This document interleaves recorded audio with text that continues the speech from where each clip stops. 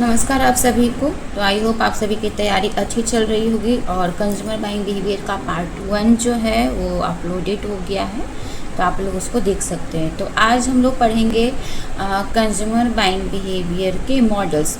तो कुछ मॉडल्स होते हैं जो बहुत ज़्यादा इम्पोर्टेंट और एग्ज़ाम में हर एक टाइम ज़रूर आता है। तो चलिए देखते हैं। तो मॉडल्स को 2 पार्ट में डिवाइड किया गया है हमारे सिलेबस में। एक है ट्रेडिशनल मॉडल, दूसरा है कंटेम्परेरी मॉडल्स। ठीक है, तो ट्रेडिशनल मॉडल्स 4 होते हैं एंड 4 होता है कंटेम्परेरी मॉडल्स। तो पहला जो है इकोनॉमिक मॉडल है ट्रेडिशनल मॉडल्स में, दूसरा है लर्निंग मॉडल, तीसरा है साइको एनालिटिक मॉडल और सोशियोलॉजिकल मॉडल्स। तो ये ट्रेडिशनल मॉडल्स होते हैं।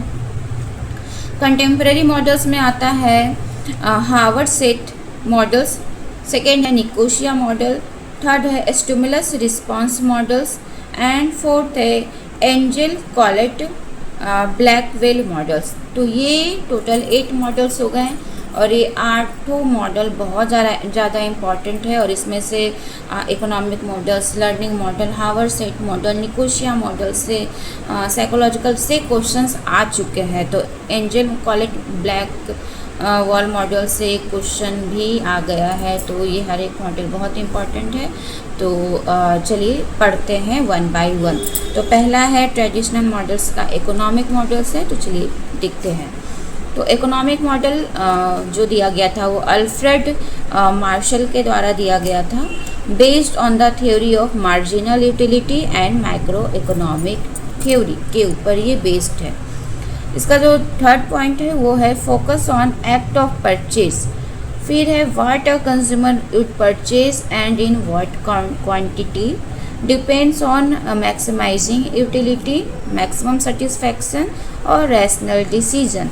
तो इकोनॉमिक मॉडल जो बेस्ड है वो जो मेनली फोकस था वो था एक्ट ऑफ परचेज पे, कि मतलब कस्टमर जो है कंज्यूमर वो ज़्यादा से ज़्यादा खरीदे और जब ज़्यादा खरीदेगा तो उसके जो भी नीड्स हैं, रिक्वायरमेंट है, मैक्सिमम सेटिस्फैक्शन उसको मिलेगा।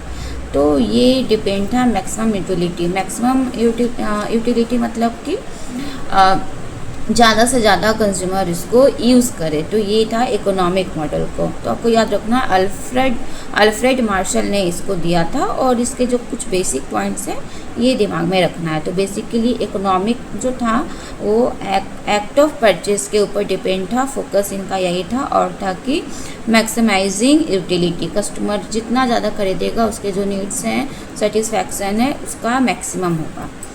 सेकेंड जो है लर्निंग मॉडल। तो लर्निंग का मतलब होता है सीख, है ना।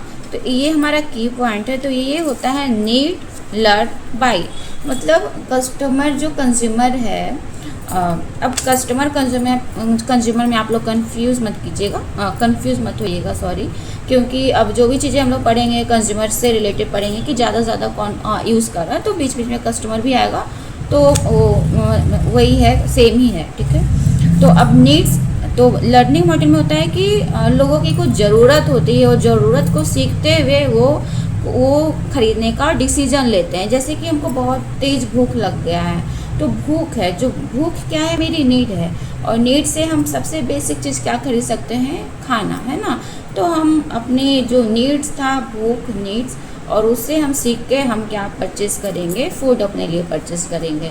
तो ये इम्पॉर्टेंस है। तो needs to satisfy basic and learn needs, है ना।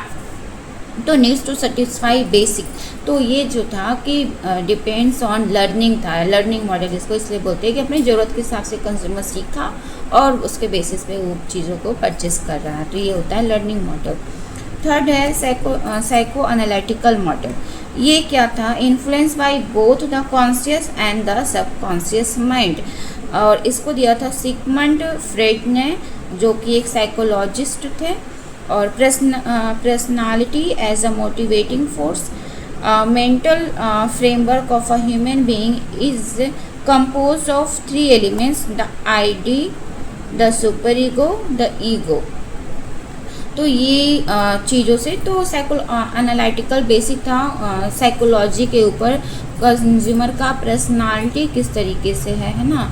तो हमारा दो तरीके से माइंड चलता है, कॉन्शियस एंड सबकॉन्शियस। तो कुछ चीज़ें हमारे दिमाग में मतलब हमेशा ऑलरेडी फिट रहती है, और उस कभी कभी हम इम्पल्सिव डिसीजन लेते हैं। ख़रीदना है, मार्केट गए, कुछ चीज़ें पसंद नहीं भी है बट फिर भी ख़रीद लेते हैं कि अच्छा दिख रहा है, या जो भी मन में आता है तो ले लेते हैं।